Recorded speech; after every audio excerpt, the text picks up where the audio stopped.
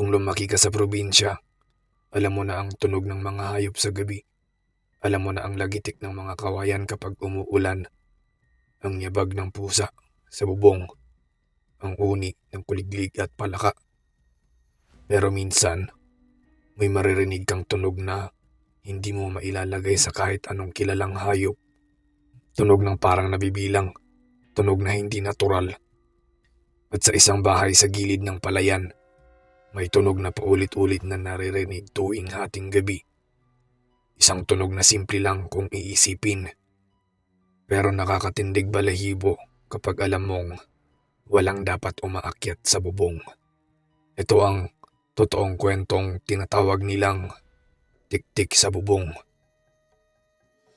Ang kwentong ito ay nangyari noong late 90s sa isang maliit na barangay sa Quezon. Ang nagkwento, si Lando. Siya ay 14 anyos noon, isang karaniwang batang probinsya na laging nasa bukid, tumutulong sa mga magulang at sanay sa mga tunog ng gabi. Pero isang gabi, may narinig siyang kakaiba. 12:00 na halos, nakahiga na si Lando sa banig. Tahimik sa labas, maliban sa kuliglig at hangin. Pero biglang may umalingaw-ngaw na mula sa ibabaw ng kanilang bubong na yero. Noong una, inisip niya, baka pusa lang yon. Pero kakaiba ang ritmo. Hindi ito lakad, hindi ito takbo. Parang isang bagay na dahan-dahang naglalakad, pero mabigat. At bawat hakbang ay parang sinasadya netong marinig.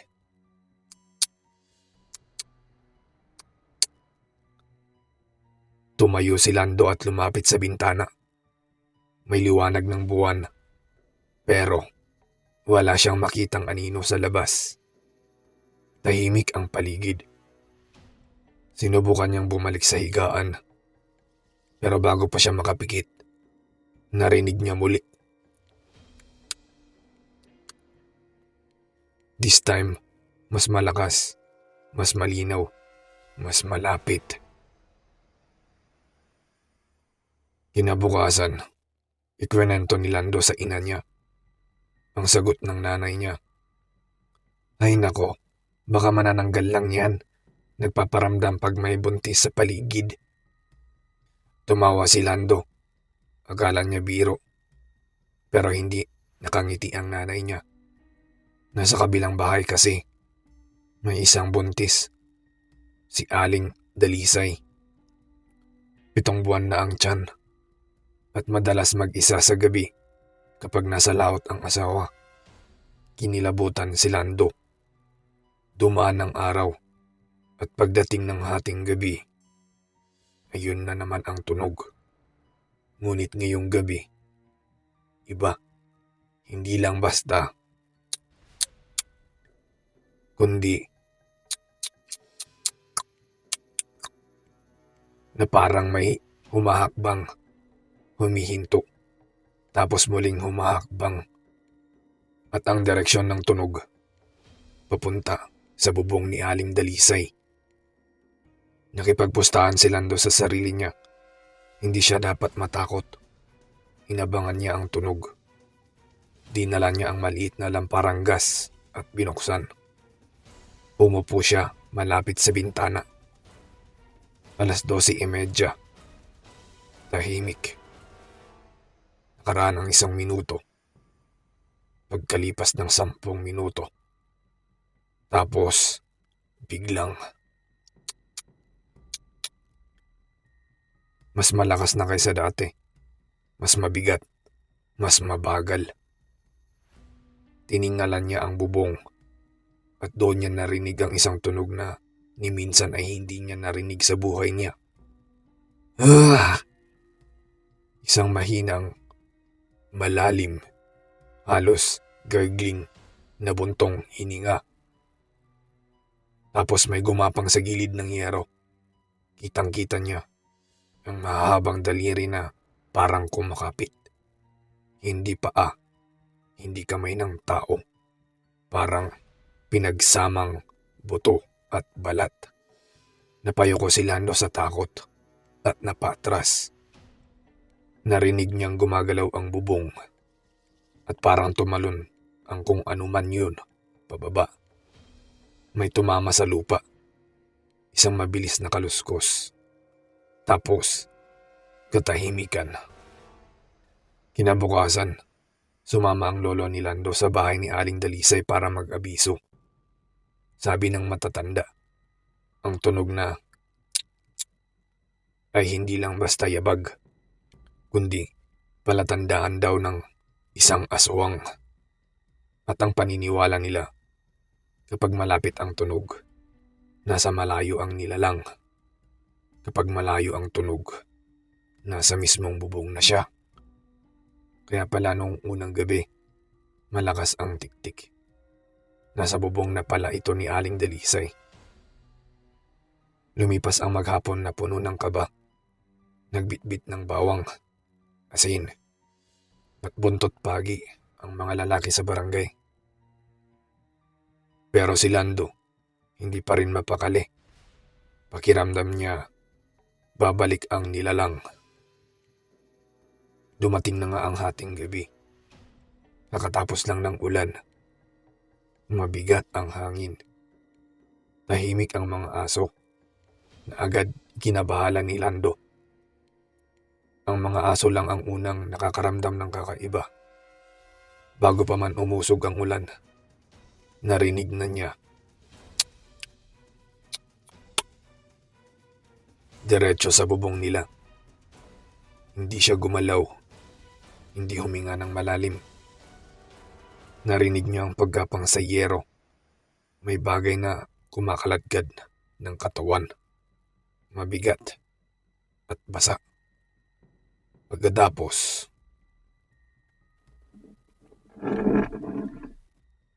tunog ng kuko sa metal. Dahan-dahang gumapang papunta sa may dingding na kahoy. May sumilip na anino sa pagitan ng kawayan. Mahaba, payat, at ang ulo tila nakabaluktot ng pababa. Parang sumusuyod ang mukha sa hangin. Hinahanap ang amoy. Sumigaw si Lando. "Tao po, tulungan niyo po kami." Mula sa kabilang bahay, lumabas ang mga lalaki. May dala silang itak. Nang makita ng nilalang ang apoy, bigla itong tumalon. Isang matinis na sigaw ang kumawala mula rito. Hindi tunog tao. Hindi tunog hayop. Isang aninong mabilis na tumatakbo papunta sa madilim na kawayanan at hindi na nakita pang muli. Kinabukasan, wala nang nakitang bakas ng paa sa bubong. Pero may mga gasgas sa yero. Mahahaba. Magkadikit. Parang kuko. Hindi iyon gawa ng pusa. Hindi unggoy. At hindi rin tao. Si Aling Dalisay, inilipat pansamantala sa bahay ng kamag-anak. Nanganak siya makalipas ang 2 buwan. Ligtas naman ang bata. Pero mula noon, tuwing may naririnig silang kahit gaano kahina, nanginginig pa rin si Lando. At kahit lumaki na siya, tuwing tag-ulan, kapag may tumutunog sa bubong, hindi niya maiwasang maalala ang gabing iyon. Ang gabing may tiktik sa bubong. At ang gabing muntik nang may mangyaring hindi na mabawi. May mga gabing hindi mo na sana gugustuhin maalala. Pero kahit anong paglimot ang gawin ko, bumabalik sila. Sa tunog ng ulan, sa pagaspas ng dahon, sa bawat kaluskos na parang may umaakyat. Hindi mo na kailangang marinig ang yabag. Hindi mo kailangang makita ang anino. Minsan, sapat na ang pakiramdam. Yung pakiramdam na hindi kayo nag-iisa. At para kay Lando, nagsimula ulit ang lahat matapos siyang makakita ng bagong senyales sa bubong. Isang bagay na mas masakol pa sa narinig niyang tunog noong unang beses. Ito ang karugtong ng kwento ni Lando. Lumipas ang 2 buwan, simula nang may aninong tumalon mula sa bubong papunta sa kawayan. Tahimik ang mga gabi sa barangay. Nanganak si Aling Dalisay at ligtas ang mag-ina. Humupa ang takot. Unti-unting bumabalik ang normal na buhay. Pero sa pamilya ni Lando, may kakaibang nangyari. Isang umaga, nakita ng tatay niya na may balat ng hayop sa bubong. Tuyong balat. Wala ng laman. Wala ng dugo. Parang piniga hanggang maubos. Nakaladlad ito sa yero at hindi nila alam kung paano nakaakyat doon. Baka pusa, sabi ng isang kapitbahay. Pero sabi ng tatay ni Lando, hindi ito balat ng pusa. Hindi rin manok. Parang mas malaki. Walang makapagpaliwanag at sa unang pagkakataon matapos ang insidente, nakaramdam ulit si Lando ng lumalamig na kilabot sa batok. Habang lumalalim ang mga gabi, may napansin siyang kakaiba. Hindi na ito yung dating tunog ng naririnig niya. Ngayon, mas tahimik. Pero mas nakakatakot. Kapag nakahiga siya, minsan ay nakakaramdam siya ng gumagalaw sa yero. Hindi marinig, pero ramdam ng katawan. Parang may mabigat na dumadaan sa ilang bahagi ng bubong. Parang may lumalakad na mabagal. Sinasadyan niya ang bawat takbang, pero walang tunog. At kung minsan, sa sandaling pipikit siya, may mahina siyang maririnig. Hindi yabag, hindi ungol, kundi parang pagkiskis ng balat sa metal. Ganoon lang, mahina. Pero sapat para hindi siya makatulog ng maayos. Hindi nagtagal. Napansin na rin ito ng ibang bahay. Sa bahay ni Mang Serapio, na nasa likod lang nila, may nawalang kambing, walang dugo, walang bakas ng laban. Parang biglang nawala. Sa bahay naman ng mga Ramos, may nadinig silang mahahabang gasgas sa dingding. Para raw may sumusubok, humiwa at pumasok mula sa labas. At sa bahay ni Aling Dalisay, may nakita siyang mga markang parang daliri na nakadikit sa labas ng salamin ng bintana. Hindi kaagad nila napansin, kundi nung kinabukasan na at nung hinawakan ng tatay ni Lando ang marka, ramdam niyang malamig. Parang bagong dampi ng malamig na kamay at hindi nagiiwan ng langis tulad ng tao. Doon, nagkausap-usap ang mga matatanda sa barangay. At kung ano man iyon, sabi ni Lolo Sergio, hindi pa ito tapos. May hinahanap pa siya. Isang gabi, habang nag-aayos ng lamp, nakataas ang bintana ni Lando. May biglang sumingaw na amoy. Hindi amoy hayop, hindi amoy lupa, kundi parang bulok na karne na matagal nang nakababad sa araw. Napakapit siya sa ilong. Ang baho, bulong niya. Dahan-dahan siyang lumapit sa bintana. Dinukot ang lampara at inilaw sa labas. Walang tao, walang hayop, walang anino. Pero mas lumakas ang amoy. Parang may nakatayo mismo sa ilalim ng bintana. Bagamat walang nakikita.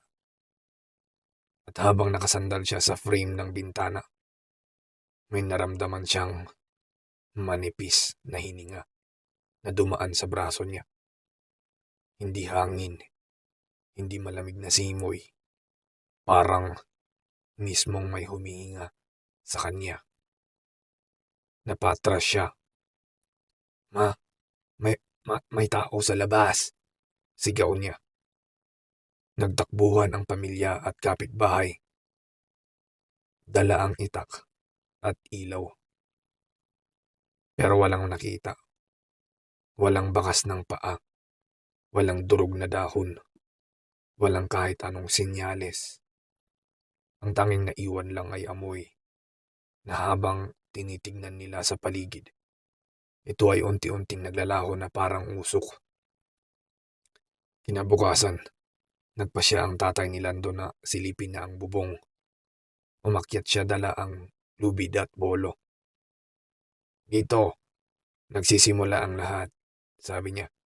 Kung may dumarating man sa bubong, may iiwan yan. Pag-akyat niya, sumigaw siya. Lando, umalis ka dyan sa ilalim. Umurong si Lando. Pero bago pa siya makarating sa gilid ng bahay, may narinig siyang kumalansing na parang may piraso ng bagay na gumulong.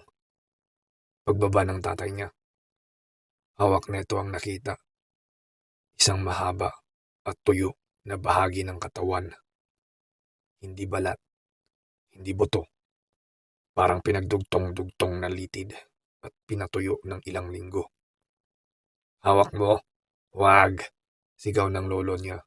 Delikado yan. Nanginginig ang kamay ng tatay niya. Kung hayop man ito, bakit ganito ang itsura? At bakit andito sa bubong natin? Ang tanong na iyon, walang sino man ang nakasagot. Linggo ng gabi, nagpasya ang mga lalaking kapitbahay na magbantay.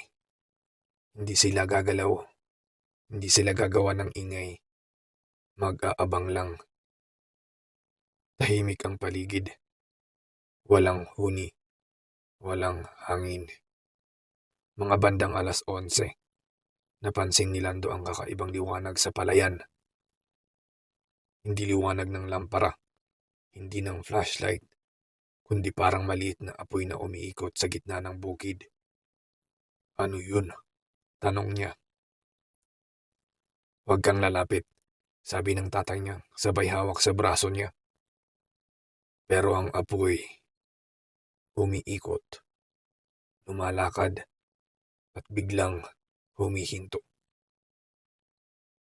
Sa gitna ng liwanag, parang may anyo ng katawan. Hindi makita ng malinaw, pero nakatayo, nakayuko, at nakatingin diretso sa bahay nila. Kung sino man iyon, hindi gumagalaw, nakatingin lang. At habang nakatitig ito, unti-unting lumalapit, pero hindi naglalakad, parang dumudulas sa lupa. Pagdating nito sa gilid ng palayan, bigla itong nawala, parang pinatay ang ilaw. Dumating ang kinabukasan, walang bakas ng apoy, walang bakas ng paa, walang kahit anong palatandaan, pero ang balat na natagpuan nila sa bubong, nawala. Hindi nila alam kung saan napunta o kung sino ang kumuha. Mula doon, nagpasya ang pamilya ni Lando na lumipat pansamantala sa bayan. Mula noong gabing iyon, hindi na muling nakaramdam si Lando ng presensya sa bubong.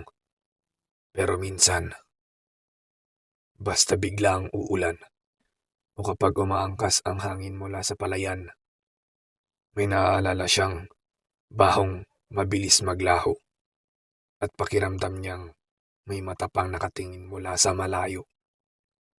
At hanggang ngayon, tuwing naiisip ni Lando ang gabing iyon, naiisip niyang hindi siya nilisan ng nilalang at baka nag-iingat lang ito, nag-aabang at naghihintay ulit ng tamang oras.